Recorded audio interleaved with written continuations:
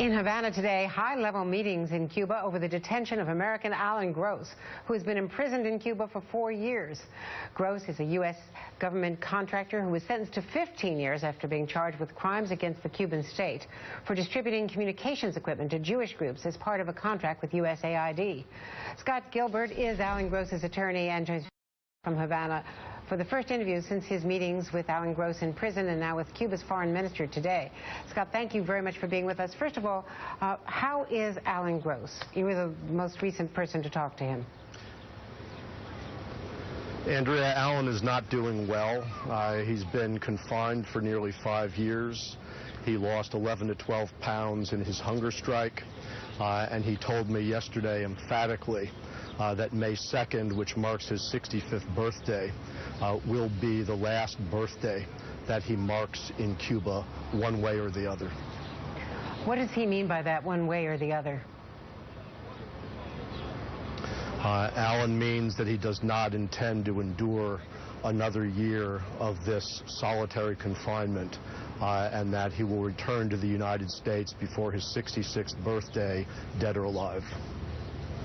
Scott, you met with the foreign minister. I think this is the highest level meeting with Bruno Rodriguez, I understand it, this morning. What did he tell you about the possibility of some negotiation for his release, for Alan Gross's release, some negotiation with the U.S. government? I met with the foreign minister this morning for nearly 2 hours. Judy Gross and I had met with him in Havana nearly 1 year ago. And Mr. Rodriguez reiterated what he had told us last year, which is that the Cuban government is interested in meeting with officials from the United States at the highest levels of both governments to discuss the release of Alan Gross with no preconditions. What do they want? I know that they're saying no preconditions, but do they want the release of one of the Cuban prisoners here in the United States, the 4 remaining?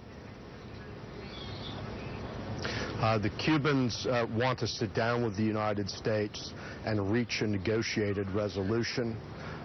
We have asked the president to engage and to have his administration participate in such a negotiation, and we believe that the administration should do whatever it takes to free Alan, who was in Cuba in the first place on U.S. government business. What is the response from the administration, from the State Department or the White House? We have not received any response. We are not aware of any response to the Cubans' invitation, which has now been outstanding for nearly 1 year. We deal with officials from... I'm sorry. No, you go ahead. I was going to say that we meet frequently with officials from the Cuban government as well as from the United States. And we are not aware, and certainly the Cubans are not aware, of any ongoing discussions with the United States concerning Alan Gross. What are the conditions of his imprisonment? When you got to see him, is he in solitary? What about his food? What are the other conditions? Alan spends his life in a small room with 2 other inmates. He is in that room 23 hours a day in his pajamas. He is fed in that room. He lives in that room. He is let out for about 1 hour a day to exercise in a walled courtyard where you really can't see the sky. And his food is, I would describe as limited and mediocre. Alan has lost 110 pounds since he was incarcerated. He spends his days confined while his family that he loves, his wife, his children, live their lives without him. And he participates in those lives only by short phone calls twice a week. That's what Alan has endured for 5 years. And that is what his sentence would cause him to endure for an additional decade. And yet at this point, the administration has not gotten involved, even to sit down with the Cuban government to discuss the appropriate issues concerning his release. So your message and his message to the State Department is? Our message really is to the President of the United States, and it is President Obama. Please engage on this issue.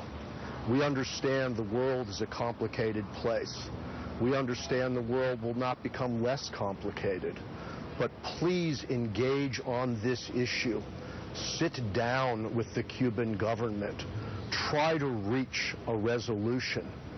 Do what you can do to bring Alan Gross back to his country.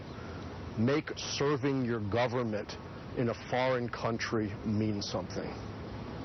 And when you said that Alan's message to the world today is that he will not suffer another birthday in prison, that after this May 2nd, he will come home before next year, one way or the other, dead or alive, do you think that he's a threat to his own life? Would he be threatening to kill himself? I think Alan can be volatile, as would anybody confined in this situation. And I take Alan's statement not as a threat, but as an expression of extraordinary frustration and determination. And as he said to me yesterday, continued hope. Alan hopes that the United States government will spend the time that it takes to get involved, will prioritize this issue sufficiently, that it gets the attention from the White House that it and he and this issue deserve. Scott Gilbert, thanks to you. Our regards. I know you're going to be seeing him again, to Alan Gross, with whom we've spoken, and of course to Judy Gross and to the Gross family. Thank you very much. Thank you, Andrea.